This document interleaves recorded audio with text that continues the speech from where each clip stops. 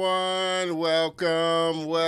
Welcome to another fun episode. I hope you are having a great Saturday so far and a great weekend. My name is Don Terrell, and I want to welcome you to another great episode of The Color of Motion, where I like to say stories come in all shades. And I highlight people of color and diverse backgrounds in the industry of motion graphics, animation, visual effects, cartoons, and comics, which I love so much. And I think we got pretty much all of those covered today with my next guest. So I'm looking forward to sitting down and having a fun conversation. You know the drill. Jump in. Let me know where you're tuning in from. Say hey so I can give you the shout out that you so deserve. Let's see. Woo. We got another one excited about the show. Azareth Nekra. 020, thank you for joining the show and tuning in. Oh, man. Big brother, my little brother, he showed up early today. What's going on, little bro? My man, Michael. Appreciate you tuning in, man, and joining the episode today. Hope you're having, like I said, a great weekend and everything is fine with you. Again, like I said, jump in the conversation because I want to make sure that we are having an engaging one while I make sure that we are broadcasting like we should be on all the channels here. It looks like we are. My man Michael is tuning in from LinkedIn. I don't know whether it's Mr. or Mrs. Azaros is tuning in from YouTube. Yes. Yeah, super early. Yes, super early today, man. I appreciate that for sure. Miss Demille, good afternoon. I hope you are having a great weekend, Demille. I appreciate you tuning in and checking out the show for sure. It's Asia.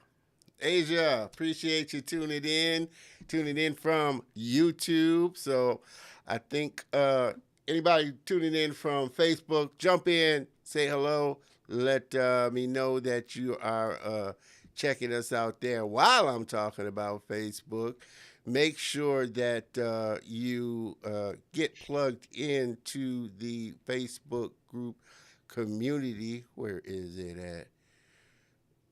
That is not it. Make sure that you get tuned in to the Facebook group. I need to pull that down. Plugged into the Facebook group community. Jump on over facebook.com/group/the color of motion. It's growing, and we're having some fun over there. Great engaging conversation, sharing industry news, and just having an all-around fun over there. So make sure you hop on over into the Facebook group community. Again, facebook.com/groups/the color of motion. We definitely want you to be a part of the family for sure. Want to give a big shout out to our sponsor, DG Graphics.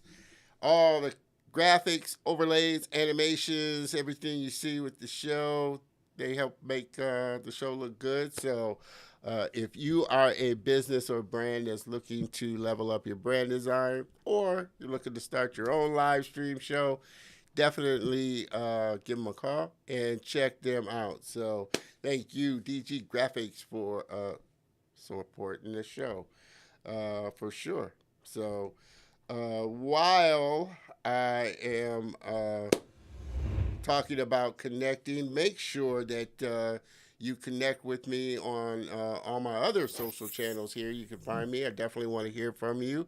Let me know about what you think of the show, anything you might want to see, any guests you might want me to try and get on, or just want to say hello. I definitely want to hear from you. So check me out over there. Like I said, we broadcast live to LinkedIn, YouTube, and the Facebook groups and pages.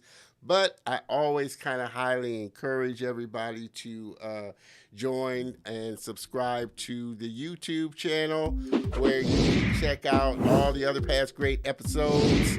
Subscribe, hit the bell notification so that you get notified when great new content comes up and new episodes. Comment, give a thumbs up to the episodes as well. That definitely helps out. Like I said, you're able to check out all the other great episodes and everything that's going on. Like I said, plan on putting other great content up on the channel and making it available as well. What else we got in here? Not sure. Hello, LinkedIn user. Don't see your name, but welcome to the show. Appreciate you tuning in as well. What else, man? Like I said, got a lot going on. Just super excited about the episode. On all the other upcoming episodes, it's going well. Like I said, a lot of big things planned this year for the color of motion and really wanting to level up the show. So, like I said, we're just super excited about bringing you great episodes, great guests, and just entertaining you as well. Like I said, we're trying new things, new camera angles, and always like to show a little bit behind the scenes of, just kind of what goes on, what we do to put it together. You can see my messy little desk here, but hey, that's what we do to bring this episode to you. So I always like kind of just showing, we're trying to mix it up a little bit there. So it's all about the viewers, all about you. So appreciate that for sure. Miss Leontine, I appreciate you jumping in. We definitely got to connect again. So thank you for tuning in to this episode. I think we can pretty much ready to get it kicked off. Like I said, I've been super excited to have my next guest on. Been, waiting for a long while. So I'm just happy to be sitting down. We were doing a little chatting before and the show started, and just talking about a lot of different things that I'm looking forward to diving in even deeper with her. So without further ado, which I think I got all the little housekeeping out the way. And again, make sure that you engage in the episode, in the show, ask questions, whatever it is, just be active. I definitely want you to be active. So my next guest was that little girl who you would always find sneaking off to draw and write. That passion for creativity and storytelling followed her throughout her life.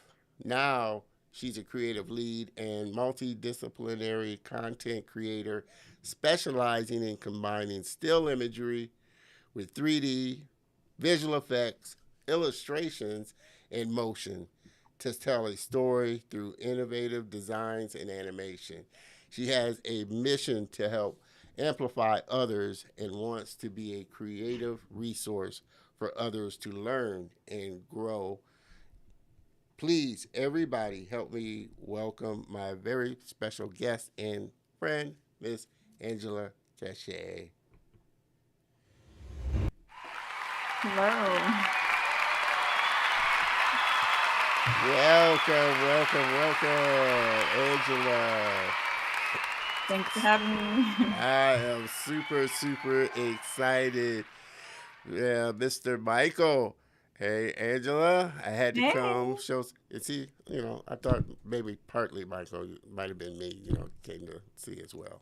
Just support your little big brother as well. So that's okay, though, Mike. We went to school together. Did you? Yeah. Oh, okay. All right. Yeah. Oh, well, then you can tell me some more about Mike then, what you know.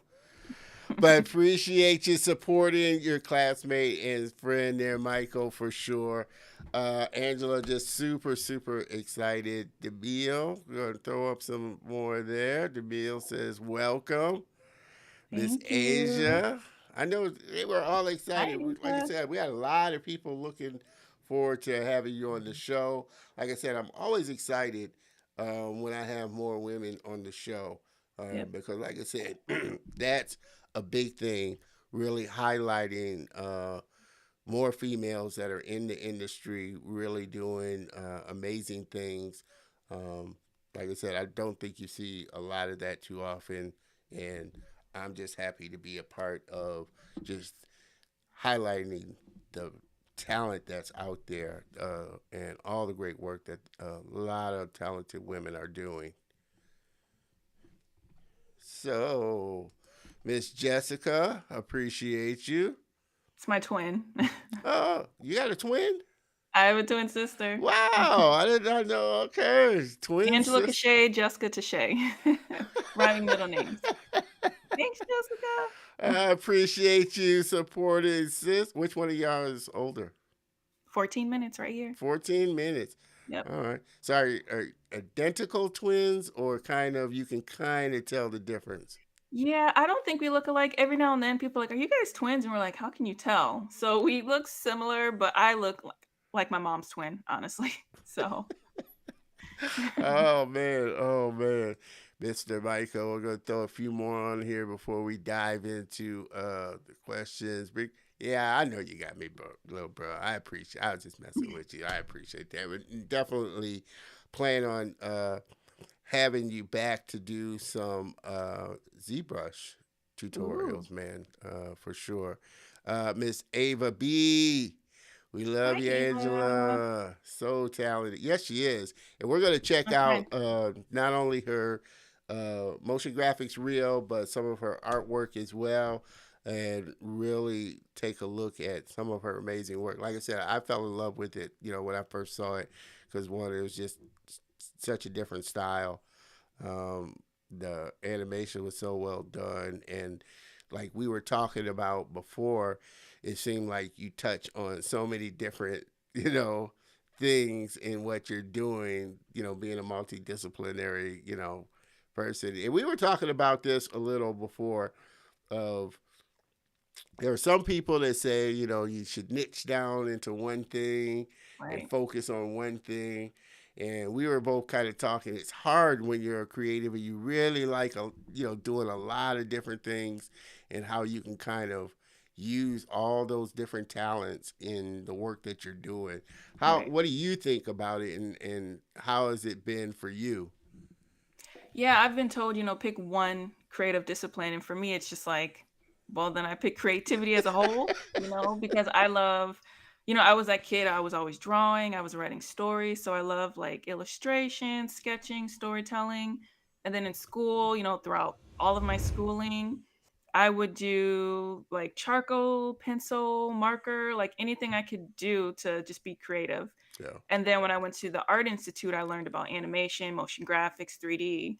And for me, it's a challenge of how can I create these or combine these multiple creative disciplines to create something, like to yeah, create a design, to create a video, to tell a story. So I don't think you need to limit yourself, me personally, and I love the challenge of finding ways to combine something from Cinema 4D, Illustrator into motion video with some, sketches on top of it. So yeah, I love the challenge and I love combining things. So yeah, yeah. I'm I, like you, Don. I feel like I got You I know? feel like I got cheated though when I went to the art institute. I guess that's dating me because they didn't have animation or any of those courses when I went to the art institute. I think it was like the semester after I graduated, Oh, they really? started implementing like 3D and some of the other Hmm. stuff. I just went for, traditional visual Yeah. communication and graphic design, and so I'm like, oh man, I feel cheated. Yeah, So I mean, I opened my eyes when I went to the art institute because that's what I knew was like traditional. I was like, I'm just being an artist, and I'll do Photoshop. And then I found out about animation, and I'm like, wow, and motion and 3D. So And yeah. speaking of that, because I have I guess a little different opinion than I did before. Um, now with the advent of so many online schools and things like that, do you feel, and the fact that they're much more reasonably cheaper than going to the Art Institute, do you feel it's a better route to go some of these and online schools, or for you was it the best choice of going to the Art Institute and attending, like I said, a traditional style schooling?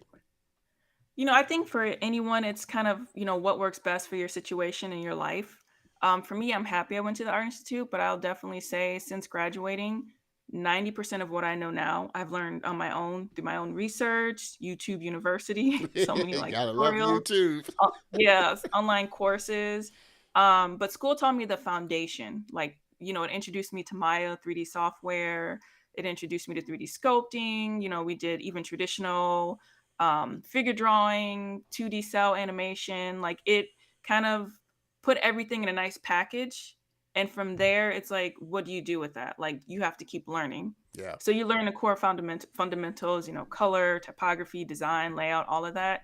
And then it's what you do with it. And from there, I've just wanted to grow and grow. And I'm always taking online tutorials and courses. Like even my daughter, like every day I watch a tutorial and she'll say, "Are you watching a tutorial again?" And I'm like, "Yeah, I am." Like I'm always learning and I will continue to learn. So I just think it's like school teaches you the foundation, but it's what you do with it and yeah, how you continue to grow and learn. yeah, So yeah, I love that I went there. I got to meet a lot of great people and just it opened my eyes to a lot. But now I see there is these online resources that people can use as well. yeah, So it's really what works best yeah. for your And situation. like you say, and pretty much everything, I'm kind of like you. Pretty much everything I've learned, especially with the computer in 3D and Hmm. animation, it's been pretty much self taught. Because, like I said, I didn't go to school or anything like that. But like you were saying, now there's so many resources just in YouTube alone, and Yep. the amount of people that are creating tutorials and just putting out great content for you to learn all these tools, and the fact that now there's so many great free tools like Blender and Yep. just all these tools that are available to the creative. um, so I agree with you. It's always best to be learning, trying new things, just learning a different perspective of how you can take those foundational skills and Right. amplify them even more. Where do you feel like that initial passion for you for art came? I mean, because is your sister the same way? I mean, or is It's she in a different? Did she go down kind of a different path than you? completely different. She is a nurse practitioner. Ah, Yeah, it's funny, like, we're twins, we're very similar, but we're also very different. yeah, So we have these, like, unique perspectives, but we appreciate what the other person does so much. Um, but for me, it was just I can't remember a time when I wasn't obsessed with, like, art and creativity. My father was an artist, and I would grow up seeing him draw, and I have a lot of family members that would draw and sketch, but, like, earliest memories, I just wanted to create. I wanted to draw, wanted to write stories. So it's just that thing that it's always been a part of me and who I am. yeah, yeah. No, I think, like I said, we got kind of a lot in common in that sense. Not that there were with me it was a little different because, like I said, I was pretty much the only one in the family that was kind of artistically or creatively kind of inclined. Although all my brothers and sisters were creative in their own way, but just Mhm. artistically wise, I was pretty much the only one that kind of had that little extra talent. So, how do you feel? Like you said, you're obviously, with your dad being an artist, he really encouraged, your talent and your passion. Do you feel like that really played a big role with your parents really, you know, encouraging it and really Mhm. pushing you to learn more about it?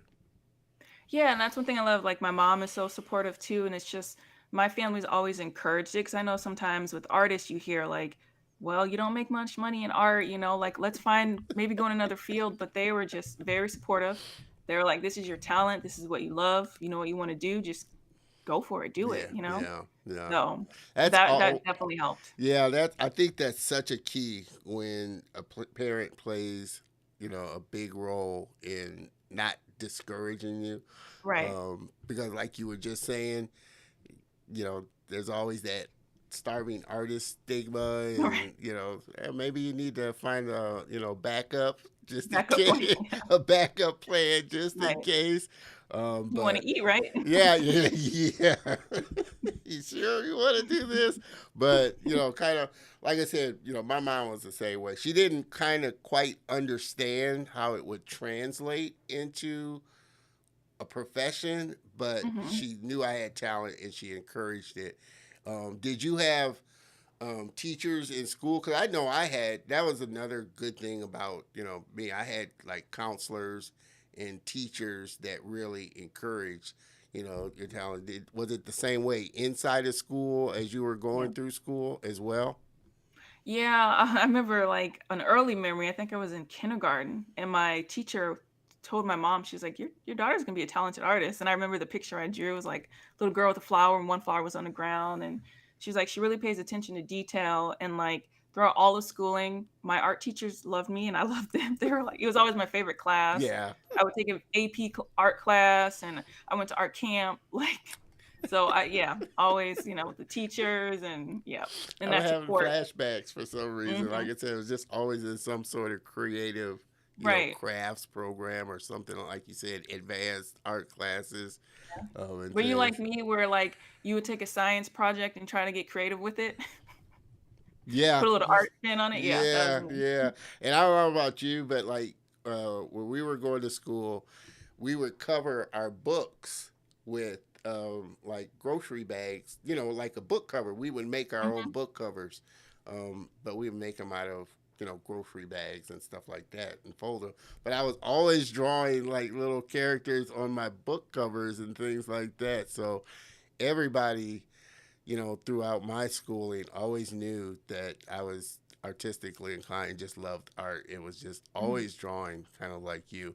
It just, I was just creative, whether it be, with my toys, the same way, playing with my toys. I would just, I was a big G.I. Joe nut. So I was always creating this scene and scenario and stuff like that. So I think that feeds, like you said, it just really kind of feeds a child's imagination and things like that. It's just unfortunate that most people kind of either let go or life just beats them out. Life just beats Mhm. the child out of you, or Mhm. really drains you. But I think that's the one thing as all of artists have held on to is this childlike passion for what we Yep. love to do. Yep. So you said you went to the Art Institute formal education. Which one did you go to? The Illinois Institute of Art. So it Illinois. closed down a few years ago, I believe, but it was the Illinois Institute of Art. It was really close to the Art Institute downtown in Chicago. Okay. Yeah. Okay. Yeah, I went to the Art Institute here in Houston. What Mhm. was your? What do you feel like outside of the fundamentals that you got there was kind of the you know biggest takeaway from you going through schooling? I would say process. I learned, like, I remember one of my senior classes, we had to do a group animation, and it required a bunch of people. Like, you had your modeler, your light person, a story person. And in order to pass this class, you guys had to get it together in a short period of time and make something. And it required process, communication. So, like, to me, that is so important. Is even though I'm a creative person, I'm huge on process, workflow, being strategic, and finding ways to solve a creative project or creative problem. Yeah, So process. got you, got you. So as in coming from like you said, we love like our hands on a lot of different things, and it's easier when it's just you doing the work to touch on different things, 3D illustration and Mhm. stuff like that. But as you were saying, if you were working on a team project, is there one place that you feel is your better strength in what you would do, and where that lane that you would stay in if it was a team project that you were working with a bunch of other people? I would say motion design.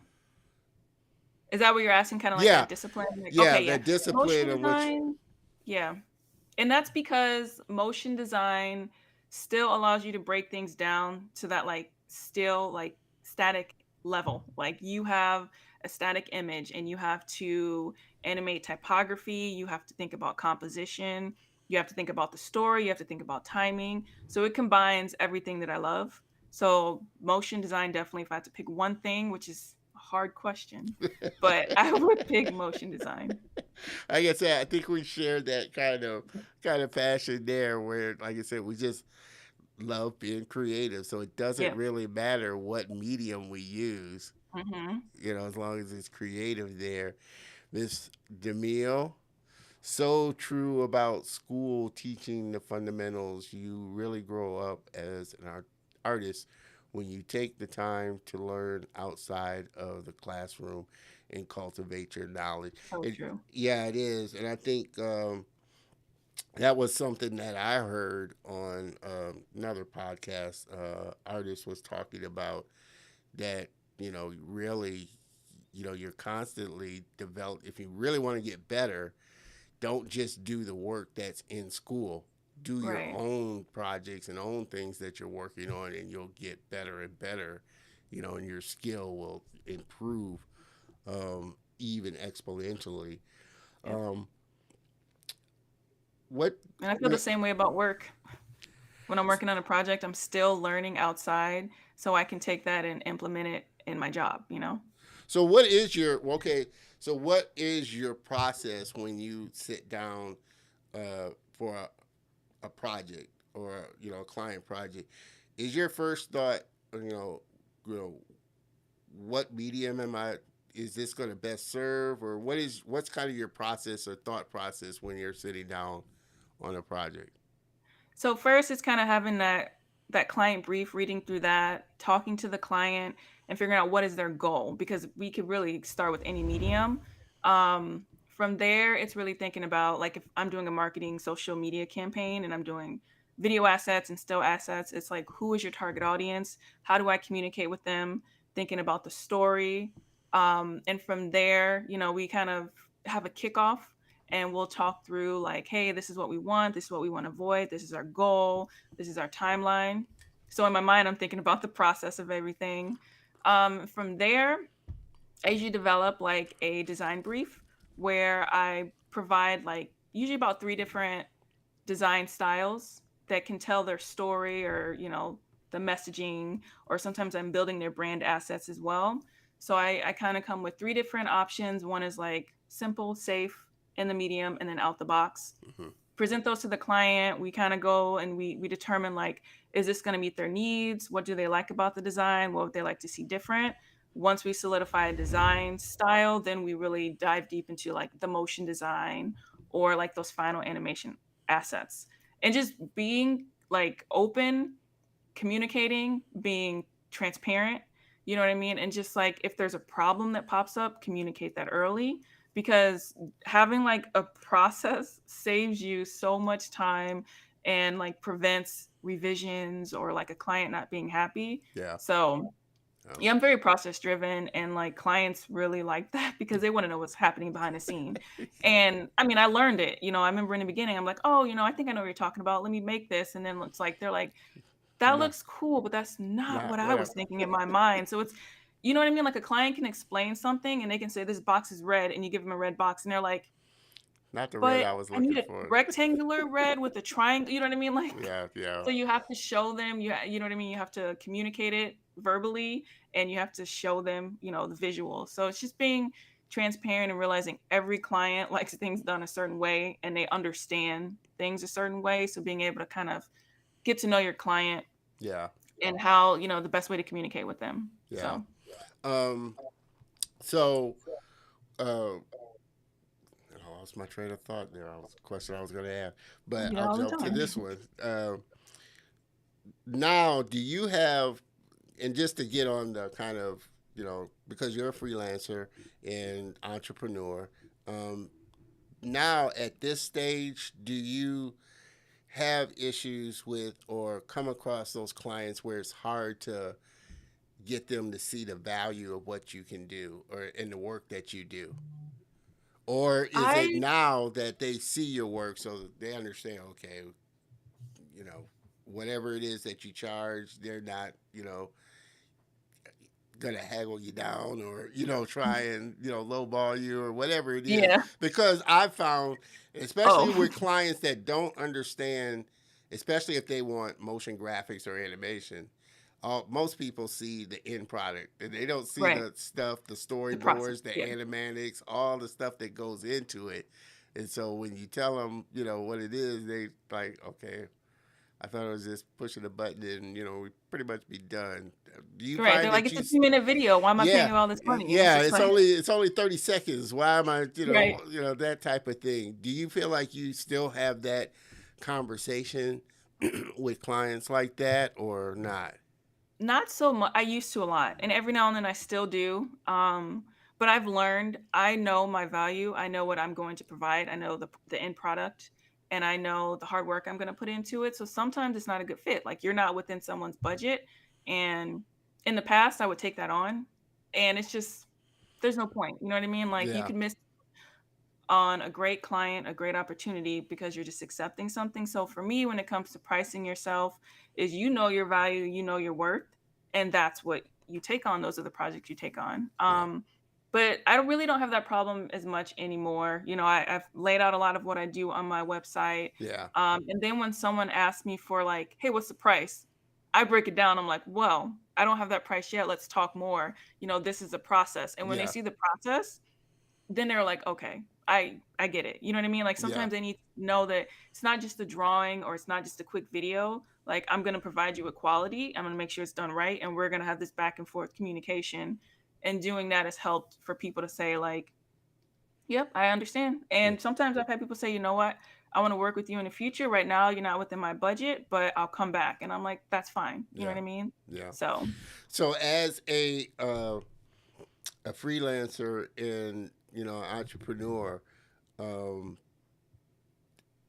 and taking, you've got the art side of it down. Have you, you know, kind of learn the business side of it on the fly, or do you like watch business videos or take business training to kind of balance the two of, okay, I am a creative? Because I don't know if you ever watched Chris Doe or ever heard of Chris Doe. no, He's you should but really I check will him look. out. Yeah, Yeah, you should really look him up. Chris I Doe will. is he started out as a motion graphics artist, but now he's and his company's called The Future.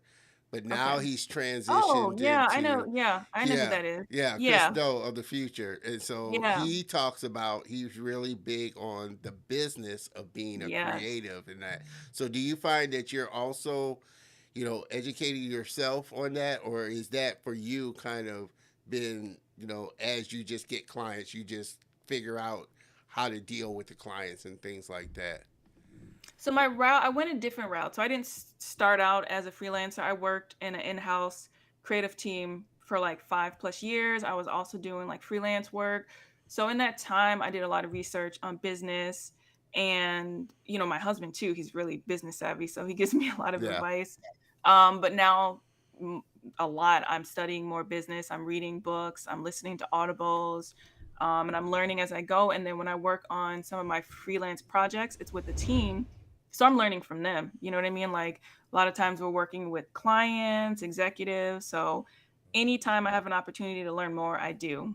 But definitely I'm researching a lot of, you know, the business world and, yeah, you know, being an entrepreneur and just, you know, navigating all of that.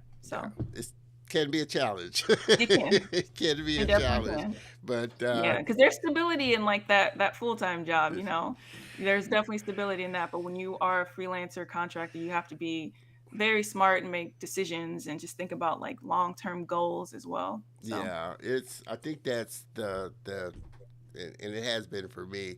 That's the challenge of, especially if you spent pretty much the majority of your time on the creative side, and you worked for companies, and you've done the work. You hadn't worried had to worry about going out marketing to get clients. You didn't have to worry about going Right. out hunting for your food. The food was Yeah. brought to you like you Yeah, went sure to was. the Delivered on a platter, you know? delivered on a platter every week. You got your Yeah. food. So it's a total.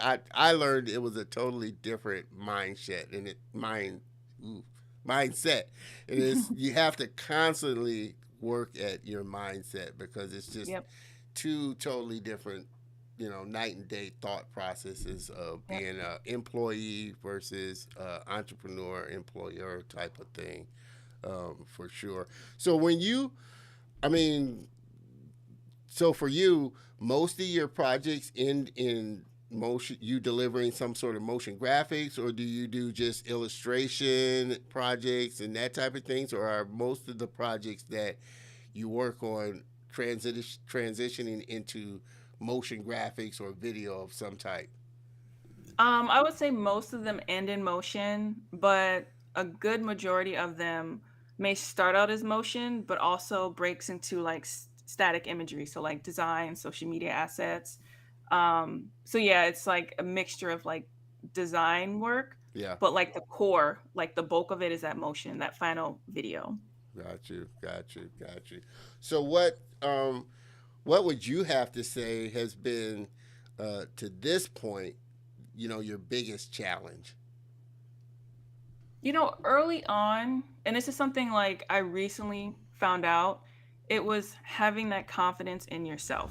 So when I made the decision to leave the job, like my stable job that I worked for like 5 plus years, I needed to be confident that I could do this.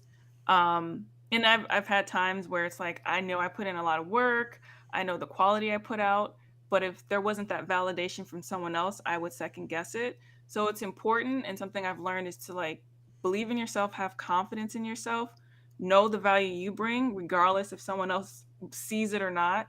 It's just that confidence factor. So that has been like the biggest thing for me. Yeah, yeah. So do you find that now you don't have those moments of, I guess, what you would call imposter syndrome, or a project where you just at the beginning may not be sure, how am I going to pull this off, or what am I going to do? So do you feel like you don't have much of those feelings anymore, or do you still kind of go through those and just work through it? I haven't had them in a long time. I'll have them on like a smaller scale, like especially when you get a new project and you see the brief and you're like, whoa, make sure we make the client happy. But for the most part, it's just that beginning project, nervousness, little jitter. It's like, what Yeah, am I going to do? I want to make sure I get this done. But then I just get into like process mode, like, okay, this is what I have to do. I'm going to do this, and it just helps me to kind of calm down. So I don't get that too much anymore, but I used to get it all the time. so what's been the funnest project to date? What's been the funnest project that you just, it was just fun to do, and you had a great time, and it just went well? You'll see in my demo reel the funnest project I've ever done. And it was kind of like a check on my bucket list. I've always wanted to do motion comic because I love motion comics. And for the company I was working for, we created these like superheroes, and I got to make a comic book and turn them into a motion comic. And they ran like this whole like social media campaign around it. And that definitely was the funnest thing because I combined everything: illustration, comics, 3D, motion graphics, special effects, like everything that I love, I was able to put into that and just turn it into like a fun little story. So that That's would be my favorite project. And we're getting ready to take a look at that. Before we do, how long did that take you to, you know, work on that, time wise? So long. And it took a long time because it was like a collaborative effort. Like I did all the like the animation, the visuals, the illustrations, and I had to draw a lot. But there was also a person doing the story, and we were kind of going back and forth with the theme and just like. And then when you work in a company environment, there's a lot of approval processes and all of that. But it took a long time. I feel like now I could definitely do that, something like a motion comic in like few weeks, maybe month or so, Yeah, yeah, but that definitely took a long time. yeah. And on that note, let's take a quick look at and Angela's demo work and appreciate the greatness within.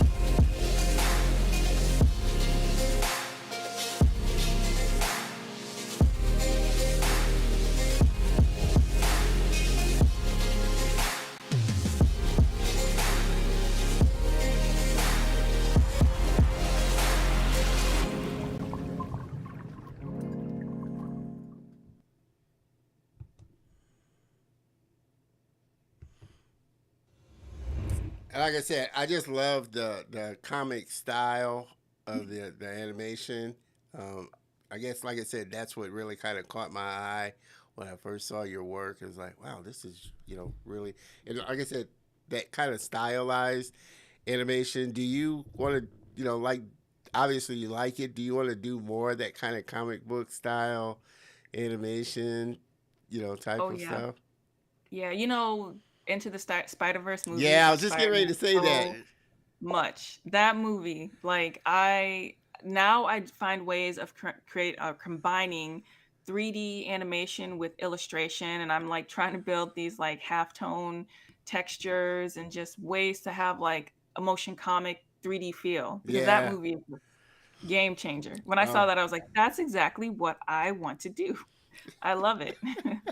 Like And I I'm said, seeing more of that style in movies now. You're starting to see more of that, yeah. like, Have you seen? half-tone, Yeah. Have you seen like outline, glitchy. Arcane? Have you watched Yeah. Arcane? Oh man, just beautifully Yeah. done. What Yeah. If as well. I like What If. Yeah. Have What you if is yeah, good? those. Yeah. Yep. Yeah. And there's another one. Oh man, on Mitch vs. Machines has it a bit too. yeah. Or is it Mitchell vs. Mitchell versus the Yeah, Machines is kind of like yeah. that. There's another one on Netflix. And it's kind of um, it's a kind of like a biopic movie, um, almost like Saving Private Ryan. They were talking about Hmm. this military guy and how he worked with the first integrated infantry team over in World War II. But the style of it was, I'm gonna have to try and find it. The You're gonna have to style let of me know because I wanna Yeah, I have to see. let you know. The style of it was like um, cartoon, and it was like Mhm, kind of like what you're doing is animation, but like a drawing effect over top of it. mhm. Really well done. It was so engaging, and I'm gonna after the put it in the show notes and send it to you to check out. But so well done, and I like you like that style Yeah. of how they're mixing this 2D, 3D style. You're starting, like you said, to see a lot more of it. Were you kind of I mean, you drew a lot, but were you a comic book kind of nerd as well when you were younger, or didn't really get into comics until? I didn't. I loved, like, whenever I would see comics, I would, like, flip through it, but I was never that kid that, like, got into and knew all the backstories. Like, my husband will tell me backstory of a comic, and I'm like, I didn't do that. I love the style, but I just love drawing, like, anything. If I only had crayons, if I had marker, if I had charcoal, I just wanted to draw, and that was it. Yeah, yeah. Like I said, same way. And Mr. DeMille, yeah, simply amazing. Like I said, love the work. Is there? obviously, as we were talking before the show, your kind of software of choice is After Effects. Do you now try and spend as much time on your own, just learning new things that you can do with it, and have you uh, jumped into a project where you tried something or had an idea for something but wasn't sure how to pull it off in After Effects and kind of had to do the YouTube maybe, searching to see. Yeah, I am learning expressions. Like I've been a I little hate bit. expressions. I really do. You hate them? Like I said, I know how beneficial they are. I really do. Oh I mean, man, I really do. But it's a man, I'm game just changer. You will save so much time from keyframing. So I'm actually gonna start sharing more tutorials on expressions, but that's something where I'm like deep into expressions right now, learning the coding because I was never into coding. I knew like HTML, but like the JavaScript expression engine, After Effects, it is mind blowing what you can do with code. yeah, So it that is my thing is. right now. It really is. I mean, I get it, and You're like, I pretty get much it, but it pretty much all the pretty much all the apps you can do so much more yeah, with coding than yeah. you could with just the regular stuff. But man, it's just like the formulas, trying to memorize the formulas and things like that is just, I don't know. You gotta And be ready for expressions. yeah, That's all I'm saying is like in the past I'm like, okay, I'll do the wiggle expression, something simple. But when I started seeing those like deep like like expressions, I was like, if oh this no. Like, then, I was yeah, like, oh man. like these math, arithmetic things. I was like, oh, this is too much. But like I'm at the point now where I'm ready and I'm studying it and I'm learning how to break it down. And now that I understand it, because before I would see an expression, I'm like, what? How would I even know how to do that? And now I'm starting to understand it and apply it. Yeah, So yeah. but There's a you know what? You could still animate and use After Effects without it. You know what I yeah. mean? So After Effects is just amazing what you can Yeah, do. just So not even just on the 2D front. 'Cause like I said, I like you, like we were talking. I right? love a lot of different things. So I Yeah. love live visual effects as well. So just hmm the stuff that you can do with just live visual effects Yeah, like what you're doing here is is kind of amazing. I was is like, oh just wow, you have like overlays and animated overlays and all of that. I love, like I said, I love motion and animation. Like I said, if you look at, and I told people this, if you look at the earlier episodes, like season, first 5 or 6 episodes, I was using StreamYard, which was, this is great web based, live streaming platform, but it just didn't allow me to do the things graphically that I wanted to do. And so I moved over to Ecamm, which I love because it's like it is a professional TV show broadcast, system. Yeah. So you could do so much more with overlays and animations and stuff. And what do you think? And I'll ask you because you kind of alluded to this earlier with you watching tutorials and your daughter just saying, "Are you watching another tutorial?" What do you? I mean, what are you hoping your daughter kind of pulls away from just seeing the work that you do and how you approach it and stuff? My husband and I are very just like, and we talk about this all the time, but with our children, if they're passionate about something, if they want to be an artist, whatever they want to be, a doctor, it's like if you're passionate about it, go after it and work hard for it. So it's just that's something I want her to see is like I am passionate about creativity. We bring it into like our everyday lives. Like when she has an arts and crafts project, I'm like, let's do it. This is fun, And and she's she like, loves arts and crafts. She is just like she loves arts and crafts. She loves sports. She loves science. She loves so many things. She loves track.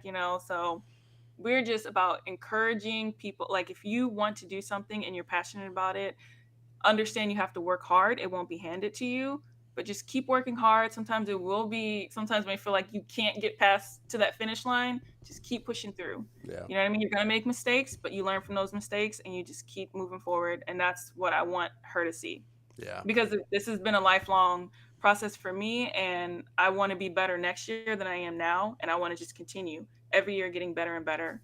Yeah. So for me, it's just determination, dedication, and just keep at it. Yeah. And that's Yeah. what I want her to see. And my son too, he's 1, she's 5, but for both of them, I want them to see that. Yeah. And I think when you give a child options to do different things, whether it's sports or whether it's clubs, or just allow them to be and do other things. That's when they'll find that one thing Yes. easier that they enjoy doing. Was there anything other than art that you thought that you might go down the path that you might go down as you were going through school, or were you always just you know art's it? It's funny. It's like I was like, "Oh, I'll write stories and illustrate them, or I'll be an art teacher." So, but the main one has been like an educator. Like I always said, if I didn't get into art, I would educate because I love sharing what I learn with others, and being a resource for others because I've had to figure out a lot kind of on my own Yeah. when it comes to like the creative field and just which is great. I've learned how to research and find that information I need, but I want to be that resource for other people. Yeah. So if I wasn't into the art field, I would be a teacher. Yeah. So, Yeah. because I have those teachers that I just remember, like they were amazing and they inspired me and they just left their mark. So I would want to be Yeah. that Yeah. person, Yeah. that teacher. And to that point, what has there been somebody that's kind of what one, if you could pick just kind of one, what one teacher left kind of a impressionable impression on you, Gosh, there's a so many, deep but I would impression? say the first one I would pick would be high school. My, art teacher, her name changed, she was Miss Stockton and Miss Janicki, but she just encouraged me so much, and she, like, early on, she was like, "You are so talented, you just stick with it," and she would teach me new techniques, and she was just, like, that teacher I would never forget. And then when I went to the Illinois Institute of Art, I had amazing teachers there, but those are, like she was Yeah. my first teacher that I was like, "I would never forget her." Yeah. Yeah. Yeah. Mine was my guidance counselor, which you wouldn't think, but because there's a lot of counselors, especially with say minority kids, they'll Mhm, direct them in a certain path or think they should mhm. go down this path. But she was always, you know, you got a talent. When I would go in there, she'd have a long list of schools and scholarships, art schools and scholarships. Hey, I found these lists. We need to, get on this. So she was one of those ones that left a big, That's amazing, big yeah. impression on me, with, really being behind the skill and talent that I had. Um, Miss Eva B. Yep, Yes, big ups to she teaching. Yeah, teaches. big ups to She's teaching. amazing, yeah, she teaches. Big ups to teachers. I think they are so underpaid because, I well, agree, yeah. one, I feel teaching starts at home. Like what you're doing Yeah, with your kids, that sets the tone for when they do go to teachers and are in front of the teachers in the classroom, and they find that right one. They find that one that's really passionate about guiding them and helping them find their true potential. It just makes such a big difference. So yeah. I big, wish teachers I mean, they are just so important, and I've never understood why they aren't, treated better, paid better, respected more. Like they are the fundamental of everything we do. Every career you get into, you've learned from some kind of instructor, yeah. So it's just, yeah, I think it's what hard. makes it hard for teachers, really, and like I said, I'm not a teacher, but I have a lot of friends that are either principals or teachers, and my sisters worked in the school district as either in the cafeteria part or cleaning. It's just nowadays, like I said, because a lot of kids don't get the structure at home. They bring that chaos into the school Mhm. that they don't get or that they see at home, and so that's what makes it hard for a lot of good teachers to really get through, and make an impression on kids. I think that's my thought, but I've never thought about it that way. yeah. But yeah, that structure at home is so important. It is. It's the structure at home because, like I said, I've heard my share of stories from my friends, and especially like the ones that are in administration and having to deal with the parents when they come in, then they can understand, oh, I see why your child Yeah. is kind of like they are because you're that way. So I think, like I said, that's where it starts at home. You know, Mhm. how your parents kind of indoctrinate you and acclimate you to wanting to learn, be social around other kids, and that type of thing. That carries into school. It really Yep. does. The How would you, foundation. yeah? How would you describe your style now, or have you, or do you feel like you're still discovering your style? I feel like I'm still discovering, but I'm getting closer. Like I'm learning. I love that like mix of like comic feel, like the outline. Like when I draw, there's always like that outline. And recently I've gotten into when I do sketches, adding more like that 3D depth feeling to it. So drawing with like ambient occlusion layers Yeah, in my artwork. And I just getting more realistic with some of my artwork, but the style is kind of that comic illustration mixed with 3D. So, but I feel like I'm getting close. I'm getting close. I'm not there yet, but I'm like, if you see my work, you can kind of see like there's a style to it. But I've seen those artists where you can like spot their work from a mile away and say, this person did that. yeah, And I'm not there yet, yeah. but I feel like I'm getting there.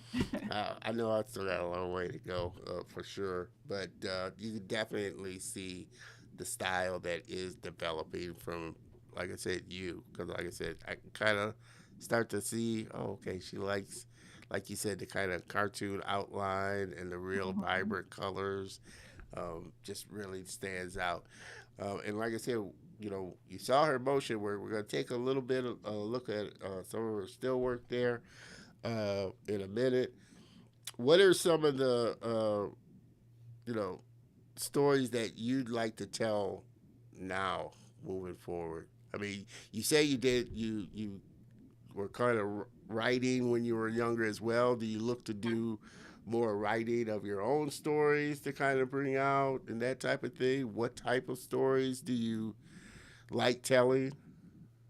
I have a lot of stories that I wrote a long time ago, and I'm like, one day I'm going to animate these. But for now, it's been more of a positive message. So, like, I may have a character that I draw, and I put like a positive message in their hair. I think I have one of Yeah. these pictures. Where are you there? That one, like, keep your head up high. Hold on, But we're gonna like jump. leaving.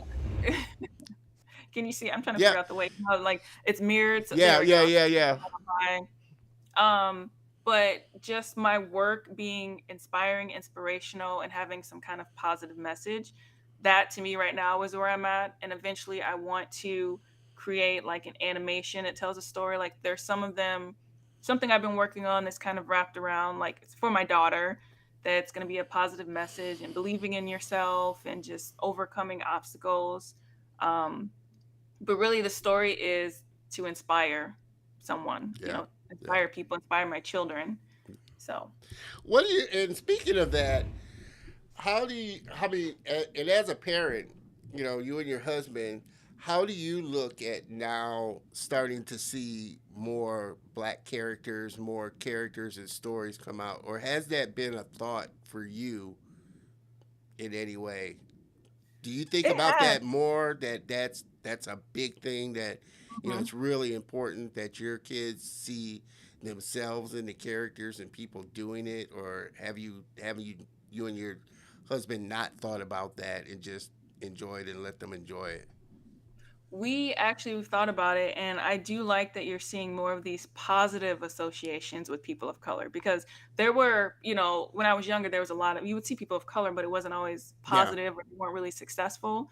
So seeing more stories wrapped around people of color and it's positive, it shows them being successful, it shows them overcoming obstacles, to get to their goal. I think that's important for kids to see, and that's something that I didn't even realize impacted me until I got older. It's like, wow, I didn't see this growing up. I didn't really see people that look like me that were successful in my field. yeah, So it hits you when you get older. So now, like, as a parent, I think about it more, and we're constantly trying to find ways to inspire our children and teach them about, their culture, but also instill the importance of being inclusive because my family is mixed. Like, we are all Yeah. mixed with something, and we come in all shades, you know what I mean? Like, and that's what I grew up seeing is, like, we didn't no one really looked alike, you know? We were Yeah. all just cousins, and we all loved each other, and I was older, and when I started going to school, and I was just like, "Wait, I don't understand, like, what's the problem?" You know, like, Yeah.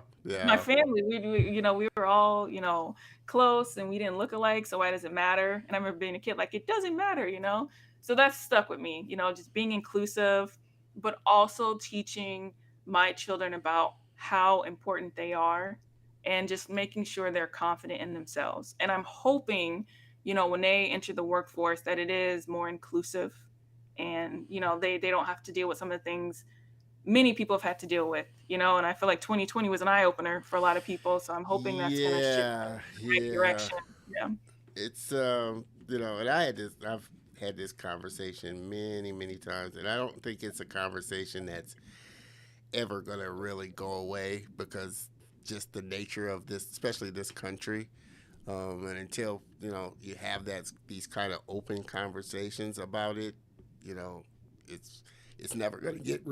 I don't feel it's ever going to get resolved until you have these uncomfortable conversations that most people are not willing to have or don't really want to have. But like my tag says, stories come in all shades. And you know that's the spectrum of life. And I always like to say, there's this quote from The Color Purple, where Heard the movie. what's her, not Miss Seeley, but the one she was in love with, the Oh, dancer that she oh was in god, love I'm with. spacing on the name I too. can't think of her name, but they were talking and they were walking through this field. And she said, I think God gets pissed off when you walk by the color purple and don't appreciate it. I just paraphrased it and just said color. I think God gets pissed off when you walk by color and you can't appreciate it for what it is. And that's why I always cringe when people say, "Oh, I'm colorblind." Well, you're colorblind unless I see color. I see color, and I can appreciate the fact that there's a lot of different colors in this world. I don't have to be colorblind to, you know. I get why they're saying it, but I don't want to be colorblind. I wouldn't want you to be if you're white, I want to appreciate the fact that you're white. If you're, a Latina, I want to appreciate. I can see that you're a Latina and appreciate that there's culture behind that and heritage behind that. So to that point, like I said, I think, like I said, there's a spectrum. There's a wide spectrum of shades and colors, and I think when you approach it from that perspective, kids grow up with a better appreciation of it, you know. Um, but still, letting them know the reality of how life is. Like you said, it's only been a couple of years, and there's still situations going on that we don't even know about or see on video or that's caught on video. So it's something, especially with Trump, all this stuff that's been going on. We know that it's going on, and that it's a big issue. Um, but I think to that point, like I said, you're starting to see like a lot of children's illustrations and books that are now starting to become, like I said, just uh, great animations and great stories that are starting to be told. Um, is that kind of your goal down the line to maybe do like I said, an animated short or movie, or do you just love, like I said, just motion like motion graphics and that type of thing? Oh, I would love to do, like, an animated movie down the line. I do love motion graphics, but definitely would love to get into more animated work as well.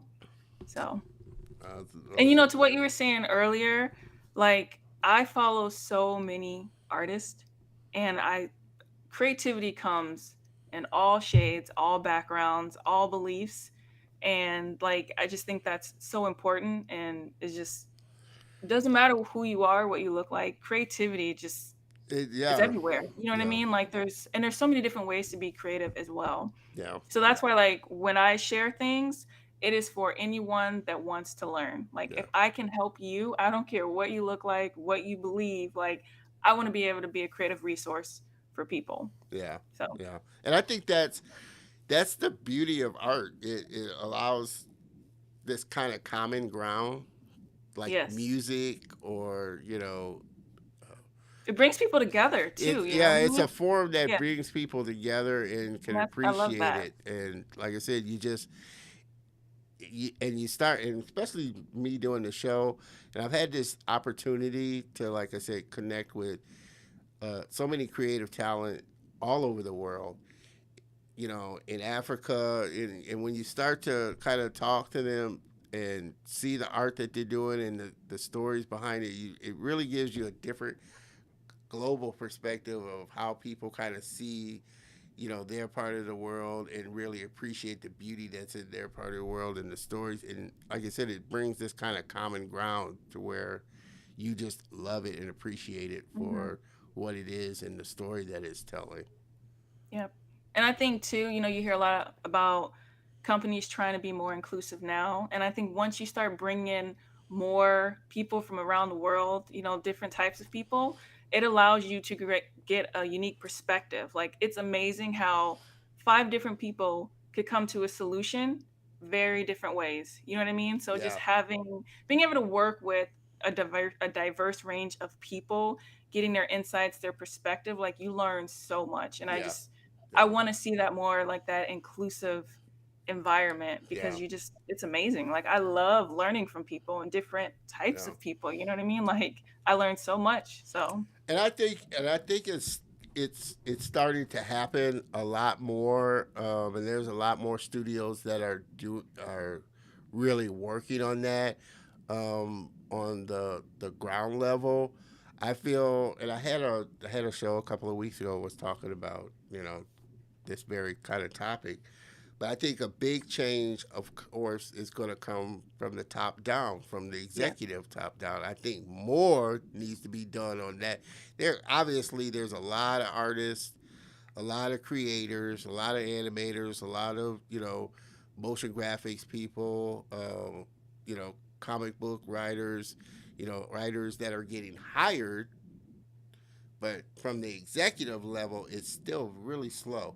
You may see one or two, and that's not going to give you a broad perspective, because you get one person on the executive board that may be black, and they feel like they're speaking for the whole black community, when it takes multiple voices to give you this wide perspective.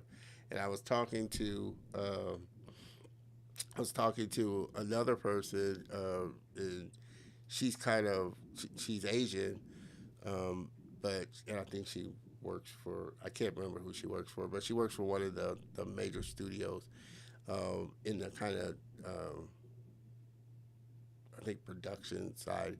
And they were in a meeting, but she was the only Asian in there, and they were talking about, uh, I guess, this Asian character and what it should do, and they looked to her like, what do you think? And she's like, well, I don't speak for so that's why I'm saying you got to have more than just Yeah. one to say that to feel like you tick the box of, oh, okay, we got somebody Yeah. on there. It's bringing in more blacks, more Latinas than just one or two, to get this wider perspective, because one doesn't speak for the whole, you know, race. Yeah. And I am seeing more companies like hiring people for diversity and inclusion, which I'm happy to see, and just putting more emphasis on it. And I've even seen companies saying, you know what, we're gonna do better. And that to me is what I want to hear, but I also want to see it. Yeah, So, and but I'm just happy the conversation is started, and I am seeing, it's gonna take time, yeah, but, I am seeing that movement in the right direction, and yeah, to me, it makes me happy because, my kids, they're still young, and I'll do my part in just when they're older, I'm hoping it's a better situation for them. yeah. And I think, like I said, as you get more talented people such as yourself, such as Michael, such as Demille and all these other creative people have really pushing the boundaries. You got a lot of companies now outside, that are minority owned that are starting to create their own companies and do create their works. Um, and let me know what you think. But I was saying, and I had this conversation with another person about it, that true change comes from the inside. You know, and I guess the way I would put it is, you can outlaw or make laws about equal opportunity or racism or this and that, but if the person doesn't feel it on the inside, they're still not going to like you. Yeah. No, I So, agree. I agree. so Yeah. it starts from the owner on down, and if the owner has this inclusive, if he's inclusive and surrounds himself around other races outside of the circle of normal people, do you think there would really be a need for a diversity or an inclusion director if the true idea, if the true mantra of the company from the top down was, "Hey, we're inclusive. We're in the owner's seeing this, and he's doing it in the board of directors. He's bringing on all kinds of different people. It trickles down from there. Would there really be a need for diversity and inclusion if a person thought Well, about that from the start?" I think to a certain extent because everyone has a bias of some sort and you may not even notice it. So I don't know what those roles are, but I think a lot of times it's trying to push past it and accepting more people, making sure people feel accepted. I can't speak to like the company and how they run, but I see it as what can I do now? Like what can I teach my children? Because I think right now we have to teach our children to accept people regardless of what they look like. So it starts as a parent and it starts with us working with the younger generation. So that's why I always try to put out a positive message. I try to teach my children. I mean, my children, they're so used to their cousins. They all look different, you know what I mean? So Yeah, just like I was raised the same way. All my cousins, we all look different, So I think it's important that parents teach their children, be accepting, be inclusive. It doesn't matter if you look different. If someone has whatever, they different hair, different skin, color, whatever, different opinion, that doesn't mean you shouldn't like them.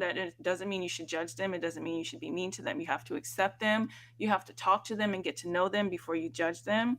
And I feel like that's something that it starts with us because you have people that have known a certain mindset their entire life. yeah, And it's like you can tell them, but can you really change them? And it's not on us to change someone that's all they've known. You know what I yeah, mean? For yeah, me, it's just like as a parent, it is important to me to teach my children to be accepting of others, no matter what they look like, what their viewpoints are. Like you can still be friends and have completely different viewpoints and look completely different, have different backgrounds and upbringings. That's fine. So I think it for me, what I can do is start with my children and teach them that. And that's something my husband and I work hard with our children to teach them to be accepting and, you know, be inclusive. yeah. Uh, Miss Demille, get to know people. Yeah, I think Yeah. that's a big issue, and unfortunately, uh, most people, they tend to stay within the circle of friends and people that look Because like that's them, comfortable. Yeah. think like Yeah. them. That's just birds of a feather trying to tend to flock together, and it's not until um, you venture outside of that box and open Hmm. yourself up to, like I said, you don't necessarily have to agree with it because Yeah. you don't agree with the friends that look like you on Yeah. everything. So I I mean, mean, you don't that's even agree with your family members all the time, but you still love yeah. them. You know what I mean? It's Yeah, you just still love that's them, life. but it's just, but you gotta open yourself up to the conversation, and I think that's uh a big part of especially today with technology, because we're so used to looking down at our phone or texting and not having actual conversation with Yeah. people. um, I think it's a big, while I love technology, I think it's a hindrance in some ways, but again, it takes that individual person stepping outside of themselves, taking the effort to step outside of themselves and connect with somebody else Mhm. And I as love well. doing that. I mean, 2020 has put me in a box or a bubble. But like even when I would go out and meet like at work events and just meet someone from another country that came to the same work event and get to know them and see their perspective, it's just to me, it's amazing. Yeah. You learn so much.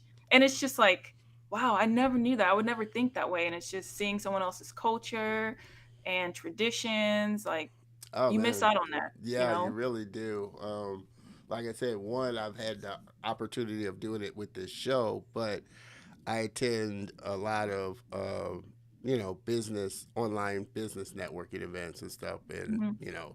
there's people from all over the world, and I met this one guy, older guy, a little bit older than me, from Australia at a networking event, and we just hit it off and just was you know we must have talked for 2 hours, not even about business but just life over there in Australia, what his thoughts of the West were, what that type of thing. And it's not until, like you said, you have these kind of conversations with somebody from another country, another part of the world, that you realize, okay, wow, people we all still want the same things, and Mhm. want the same things out of life, but we just see things from a different perspective. Yeah. So it's I mean, you get stuck in your way of thinking and your way of life, and then you meet someone else, and you're like, "Wow, that's like I would never know that. I would never think about that." So, never thought always a that. nice experience. Yeah, never thought that, because he was talking. Um, he said he loves, and I don't know if you ever heard of it, Vegemite. Mm-mm. You, What is yeah. that? I And hear I was mite, telling and I think of a bug. I was telling him the only reason I know of it is because of a song that was really popular when I was growing up from this Australian band, Land Down Under. They had a line in there. They loved their Vegemite sandwich, and Oh, it's food, okay. it's a food, and I it I heard looks mite, and I thought bug, yeah, and Vegemite. then It's called Vegemite, and I think okay. he was saying it was some kind of yeast. It's like a yeast, but it looks like black paste. He showed me a little bit of it, and he was saying it is an acquired taste. But we had that kind of discussion. It was like that type of discussion you wouldn't know unless you Yeah, talk to somebody yeah. from that country and that type of thing. So that's what I mean. I love meeting new people, and I hope to travel a lot more once it opens up a little more. But just, Mhm. I think unless you open yourself up to that, you kind of keep yourself in this box, Yeah, you know. because And I love, like, just getting other people's perspective and learning about their culture and just if you don't allow yourself to get to know someone, you would just miss out on so much, yeah, yeah, So definitely, definitely. Um, are you encouraged about seeing more women in motion graphics, let alone women of color, but just more women getting involved in it and starting to really come to the forefront of this yeah. industry?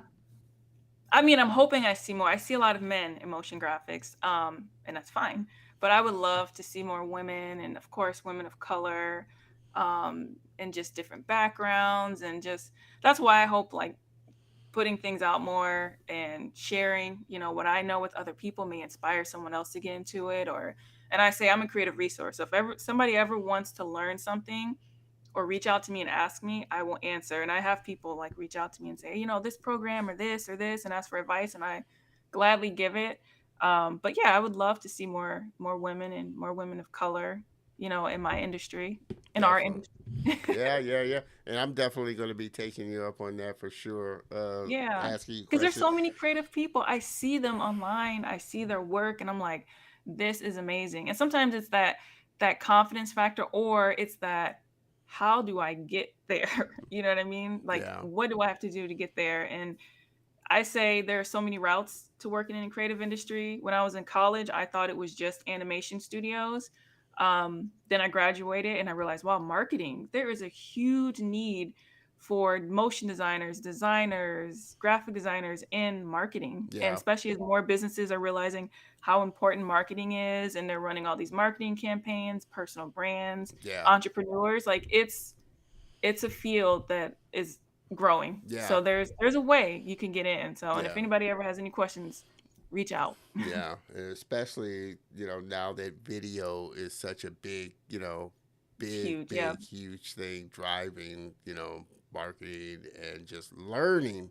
Like you said, Yeah. YouTube alone is just everybody knows YouTube and Yep. everybody goes there to learn something. It's video is king, and definitely, uh, like with you, have you come on and do some After Effects stuff. So I definitely want to talk to you Gladly. more about that.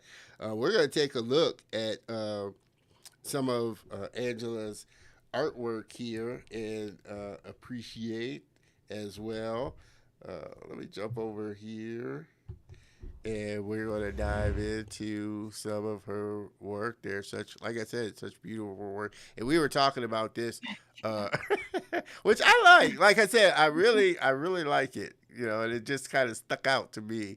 But I know you were saying that you're starting to dabble into NFTs. What do Yeah. we kind of talked a little bit about that before. And Michael, if you're still on, uh, kind of chime in what your thoughts about, or have you even started diving into NFT?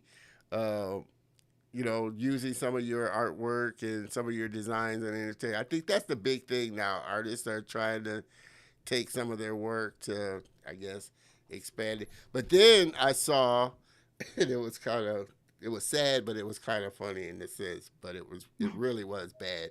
But there was he's another Blender artist, but he was talking about how there were some people that were just pilfering other artists' work and selling them as NFTs, and so Oh that's a no. big issue and stuff like that. And That was a fear of mine. I was just yeah, like, he how do you was really yeah know? he Yeah. and he was really jumping on that whoever it was just straight taking artwork off of people's profiles and just using it as their own and selling it for NFTs. So, like I said, some beautiful work for sure. Thank you. I love it. I These are a lot love of it. my 3D experiments. The first one was like with the face was like experimenting with like displacement maps. Yeah. So Cinema Uh, 4D rendering. haven't That was a gotten fun into project. Cinema 4D yet. Like I said, I've like Blender, Modo, Lightwave. I I love grease pencil and Blender. That's Yeah, one thing I that haven't sets played too much apart. with. Yeah, I haven't played too much. Oh I've dabbled a little with it, but I've seen some amazing man. animations with people using grease pencils. So I want to Yep. dive more into that. And we're gonna, like I said, have to schedule some time to kind of jump on a call and kind of compare what we're doing and learning and picking up in Blender as well. And actually, the intro or not the intro, but the next guest scene that I play, I did that in Blender. Oh nice. Yeah, uh, yeah, such beauty. And like I said, I love the color. I love your colors, and they're Thank just you. your I love designs. contrast. Yeah, your That's one thing I designs. love, and lately it's been like the dark blues and purples with like a bold pop of color. Yeah, this Yeah. one I love. Just the dancing. I love this one. Thank Reminds you. me That of was a the work. I was designing like this geometric lion for yeah, the company I used to work for. That was a fun project. yeah. And I actually did every triangle. This was done in After Effects or No, that was Illustrator. Illustrator. Okay. Yeah, that was fun. Yeah, I'll tell you. Like I said, we're kind of kids of the same heart. We just love all kinds of just different Yeah. software. Have you messed with Krita? No. Krita is another amazing free program as Have you well. tried Nomad Sculpt? I haven't tried that yet. Oh, I haven't yeah. tried that One of yet. the last image that you had on the little banner of mine, Yeah. that character was like my first Nomad Sculpt character. Oh, that program. It's free. Wait, is it free or is it like $10? It might be like $10 or $15, but it's amazing for sculpting on your iPad. Okay, okay. And which is why I want to get Michael back on because he's a ZBrush. Not that I have Oh, ZBrush, yeah, his work is but I good. I had, remember the yeah, it Rihanna is. he did. Yeah, That's that's amazing. that, Yeah. and that was a reason that caught. Like I said, that was the first thing I saw when I, connected with Mike. I was like, damn, who did this Rihanna? Because it was just amazing. Um, but I don't use ZBrush, but I use their free. Yeah, I Uh, forget what it's called. it's It's called is it it's not light. It's no, it's Michael. Help me out here, man. It's golly, ZBrush, but it's kind of a stripped down version of ZBrush. mhm. Because like I said, I like to learn sculpting and just Yeah. because I've seen, like I said, just some crazy ZBrush artists, and I'm like, oh man, I don't know how you're doing this stuff, especially when it's it's not, especially when it's an actual person. It's a person. I can see sculpting like monsters and things like that because you're not kind of directly tied, but when it looks like Yeah. somebody is like, man, how are they, I've seen, yeah, yeah, that's getting this to amazing. look like that person? Where you have to double take and be like, "Oh, this is a sculpt. This is an Yeah, this actual person." this Yeah. isn't a photograph. I'm like, geez, I love this one too. Like I said, the colors Thank are you. just fun. Oh, that was something I did for like a social media campaign. Just fun. It. That And was then, the yeah, Nomad sculpt. yeah, that was the one other one that I was like, I came across this on your portfolio. I was like, man, I really like this. I gotta use this one. So she does some amazing uh, work for sure. And I want to, like I said, we've definitely run into the hour and a half time there. Oh, are Like, we really? yes, like I said, and like I told you, I try not to keep people on, but it goes by just so quick, especially when the conversation is just so fun and having such a great time for sure. Definitely want to be respectful of your time. So, but it also gives me a chance to have you back on the show Yep. for sure. I want to leave out with this one kind of question. Um, if you could go back to your younger self, what would you say to your younger self? I would, well, maybe a few things, but really just kind of that confidence I said before and not needing validation from other people. Like you know your value, you know your worth, and it's so important to believe that, especially like as an artist. You know what I mean? You're constantly there's imposter syndrome. Yeah, There's comparisons where you're comparing yourself to other people, but it's like you have to go your own route. You have to constantly challenge yourself and grow, and you have to establish what your bar is and raise it higher, not someone else's bar. You don't compare yourself to anyone else. yeah, You set your bar and your goals and you work towards that, and you have confidence in yourself, and just don't feel the need to be validated by other people. Like if you know you're working hard and you're dedicated and you know your journey and your worth, that's all that matters, yeah, because somebody else may not see that, but that doesn't mean that you don't have worth or value. So yeah, for me, it's just not needing validation, being confident, and constantly growing and improving and learning. yeah, That's yeah. what I would tell myself. Yeah, no, I totally agree. I like to say the only person that you need to be better than is the person you were yesterday, and Exactly. you're only competing against yourself to be better Exactly. than who you were yesterday and the day before. Um, Yep. Angela, it's been such an amazing time. And like I said, just so appreciative of you coming on the show, sharing your work, sharing, your knowledge and your skill and just your journey. I want to thank you from the bottom of my heart for just, like I said, being a part of the Color of Motion family. And just gracing us with your great work, and so excited about the work coming forward from you. And who knows, maybe doing some work together on some stuff. Yeah. Like I said, we're kind of in this same kind of mode Same. of just, we're just same kind of mode of just wanting to do different things Yeah. and have our hands on different things. So I know there's going to be an opportunity where we're going to be able to work together on some stuff and have some fun. Um, if you could hang out in the green room for just a second while I close out the show, I would appreciate it. Everybody, I hope you've had as much fun as I've had with this episode. We've had a lot of great engagement.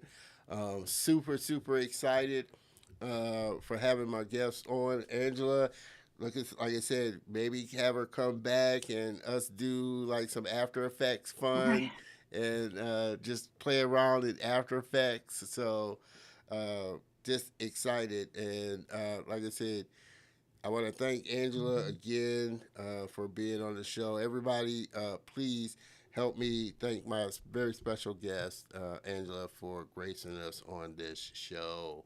And thanks for having me. Thank you.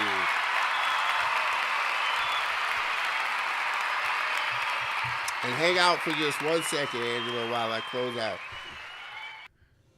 Oh man, everybody, it's just it's been fun.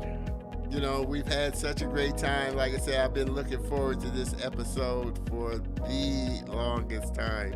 And as you can see, why? Because like I said, we kind of, we're that type, like I said, that just, we love touching different software and, the type that, a lot of, like we were talking about before, a lot of people say niche down into one thing and, go one route, go deep on it, which I get and I understand, but it's really hard to do when you're the creative type and you just love doing a lot of different things, and it doesn't really matter what medium you use. You just, whether it's a crayon or a pencil or a computer pad, you just want to use it. After Effects, you just want to do it as a creative, whether it's sculpting, photography, whatever it might be. That's just the creative mind. Miss DeMille, a few quotes going out. I appreciate that. Glad you enjoyed the show. Look forward to seeing you back next week for sure.